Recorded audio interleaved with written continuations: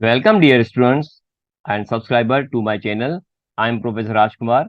Today we are here discussing lecture number 16 or chapter 6 Prokaryotes. आज हम जो discuss करेंगे वो प्रीवियसली जो हमारा जो लेक्चर नंबर 15 था जिसके अंदर हमने डिस्कशन की थी कि सर्वाइवल मेथड्स इन बैक्टीरिया। और सर्वाइवल मेथड इन बैक्टीरिया तीन तरह के थे। प्रीवियसली आई हैव एक्सप्लेन्ड, जिसमें हमने बताया था कि number one endospore formation, number two exospore formation, number third one here the cyst formation here. Now we are at the second one, we can say the exospore formation here. तो student, जब exospore formation की हम बात करते हैं तो ये भी एक तरह की एक सर्वाइवल है। किसके लिए होता है? फॉर द बैक्टीरियल स्ट्रक्चर के लिए। ड्यूरिंग द अनफेवरेबल कंडीशन, अगर हम चेक करना चाहें तो आपकी ये जो during the unfavourable conditions bacteria produce long tubules called filaments which differentiated into the thick wall structure, round structure, जिसको हम कहते हैं एक्सोस्पोर फॉर्मेशन कहते हैं। सबसे पहले आपके जहन में क्वेश्चन आता है कि एक्सोस्पोर फॉर्मेशन है क्या चीज ये। तो स्टूडेंट, हम यहाँ पे देखते हैं कि जो एक्सोस्पोर फॉर्मेशन है, जो आपके पास एक फॉर्मेशन होती है लेकिन outside the body of the bacterial structure है। तो जो बाहर की तरफ जो एक स्ट्रक्चर बनती है हम उसको कहते हैं एक्सोस्पोर कहते हैं, और वो स्पोर की तरह होती है, इसको हम कहते हैं एक्सोस्पोर फॉर्मेशन कहते हैं। और इसकी जो इनिशियल स्ट्रक्चर जो होती है वो एक लॉन्ग थिक वॉल स्ट्रक्चर होती है और बाद में वो राउंड स्ट्रक्चर में चेंज हो जाती है। और वो चेंज स्ट्रक्चर को हम यहाँ पे कहते हैं एक्सोस्पोर फॉर्मेशन कहते हैं।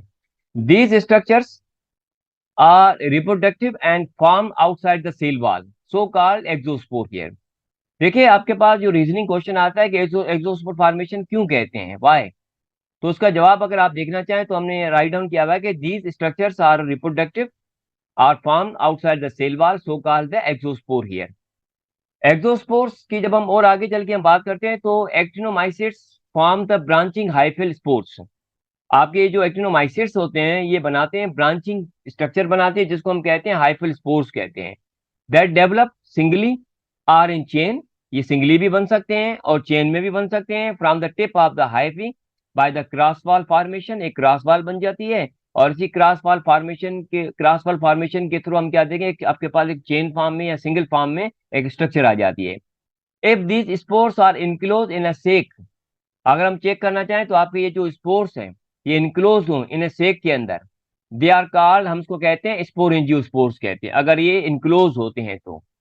और अगर यही आपके spores if not they are enclose in the body, हम उनको कहते हैं कोनिडियोफोर्स कहते हैं। तो these spores don't have heat resistance but they can survive for the longer period of the drying time here. तो उसको अगर हम चेक करना चाहें तो दोबारा मैं अगेन रिपीट कर देता हूँ स्टूडेंट यहाँ पे कि जो एक्टिनोमास्टेट्स होते हैं वो ब्रांचिंग फॉर्म में हाइफिल स्पोर्स बनाते हैं that develop singly a chain form that tips of the hyphae by cross wall formation here. अगर यही आपके पास जो ये जो आपके पास एक चेन बन जाती है, अगर हम चेक करना चाहें, या सिंगल की फॉर्मेशन होती है, लेकिन ये बनती कहाँ पे है? If these spores are enclose in a sac, अगर ये स्पोर्स सेक के अंदर हो तो हमको कहते हैं वो जो स्ट्रक्चर होती है जिसके ऊपर स्पोर्स बनते हैं हमको कहते हैं स्पोरेंजियोफोर कहते हैं।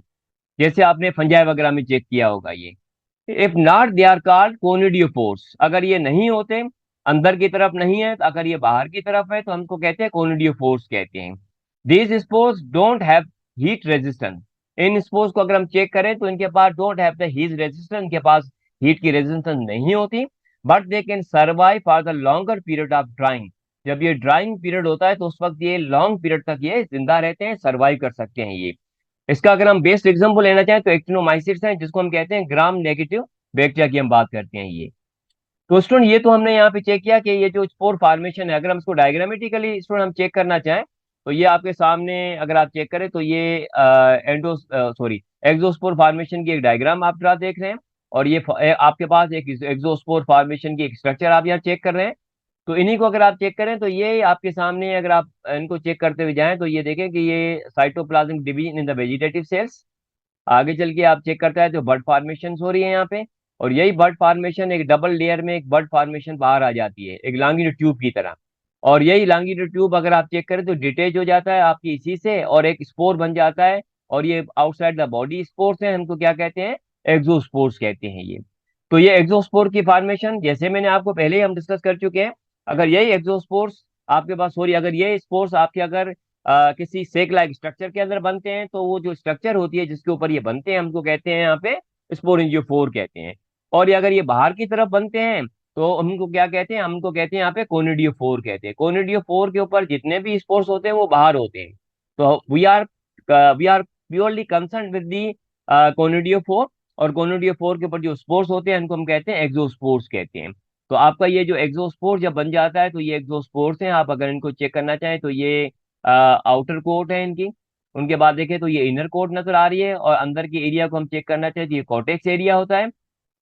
और अगर हम आगे चल के हम चेक करना चाहें कि इनके जो इनर कोर है तो इसको हम यहाँ पे चेक करें, डायप्रोक्लोनिक एसिड हमें नजर आता है, राइबोसोम भी मौजूद है इनके अंदर, डीएनए की मौजूदगी हम यहाँ चेक कर रहे हैं। और इसी के साथ साथ हम क्या देखते हैं कि small acid soluble binding protein भी मौजूद है इनके अंदर। और कोर कंटेनिंग अगर आप चेक करना चाहें तो उसके अंदर आपने सेल जीनोम नजर आता है, ये सेल जीनोम को हम चेक करते हैं। और ये इनकी इनर मेम्ब्रेन है, और ये इनका जो कोर वॉल होती है। ये आपके पास एक एक्सोस्पोर की एक तैयारी हो जाती है। इसी तरह से एक बैक्टीरिया की स्ट्रक्चर की, एक बैक्टीरिया की फॉर्मेशन हो जाती है, एक सर्वाइवल आप चेक करते हैं। और ऐसी कंडीशन में यहाँ पे लास्ट वन स्टूडेंट हम यहाँ पे डिस्कस करेंगे सिस्ट फॉर्मेशन ही है। तो जो सिस्ट फॉर्मेशन होती है ड्यूरिंग द अनफेवरेबल कंडीशन, ये भी हम चेक करना चाहें तो ये कोई फेवरेबल कंडीशन नहीं है। ये भी माहौल आपके पास क्या है, साजगार नहीं है, नॉन साजगार माहौल है आपका ये। और उसी दौरान आपके बैक्टीरिया एक सिस्ट बना देते हैं by changes in the cell wall, अपनी सेल वाल को वो चेंज करते हुए एक सिस्ट बनाते हैं। और द साइटोप्लाज्म इनका कॉन्ट्रैक्ट होगा and the cell wall thicken, और उनकी जो सेल वाल है वो थिक हो जाती है। these bacterial cell to resist the dissections और chemicals। तो आप देखें कि ये जो बैक्टीरिया आपके पास जो आ जाते हैं तो उनके पास एक रेजिस्टेंस प्रोड्यूस हो जाती है, और वो अगेन द डिसेक्शंस। और उसके अलावा हम चेक करना चाहें तो chemicals, but not same resistant to the temperature like the endospore here. लेकिन ये अगर हम चेक करना जैसे एंडोस्पोर है तो वो रेजिस्ट करते हैं आपके टेम्परेचर को, यहाँ बाहर के जो टेम्परेचर होता है उनको वो रेजिस्ट करते हैं। लेकिन जो सिस्ट फॉर्मेशन है वो टेम्परेचर को रेजिस्ट नहीं करती, लेकिन उनके अलावा अगर हम देखें तो केमिकल है और डिसेक्शन है, इनको वो रेजिस्ट कर सकती है। इनको हम कहते हैं सिस्ट फॉर्मेशन कहते हैं। इसी सिस्ट फॉर्मेशन को आगे चल के हम चेक करते हैं तो it means that cyst itself confers the resistance to rejection, radiation and mechanical stress, but not to high temperature है। तो इनको मैंने और ब्रीफ कर दिया है यहाँ पे कि जो रेजिस्टेंस आपके पास आ जाती है इनके सिस्ट फॉर्मेशन के दौरान, वो रेडिएशन के अगेंस्ट, मैकेनिकल स्ट्रेस के अगेंस्ट और डिसेक्शन के अगेंस्ट हो जाती है। और इसके अंदर हम बेस्ट एग्जांपल स्टूडेंट हम देना चाहें तो उसको हम कहते हैं अजेटोबैक्टर कहते हैं। तो ये हमने स्टूडेंट यहाँ पे देखा कि जो अजेटोबैक्टर, ये आपका जो लेक्चर नंबर 15 और लेक्चर नंबर 16 के अंदर हमने यहाँ पे जो डिस्कस किया हुआ है वो यहाँ पे किया है survival in methods in bacteria है, और तीनों तरह के बैक्टीरिया के बारे में हमने डिस्कस कर दिया है। I hope you understand. If you have any question about the topics, uh, to comment down and ask the question. I will try to reply everyone in my last lecture of this chapter. Don't forget like, share and comment and subscribe my channel. Thank you very much.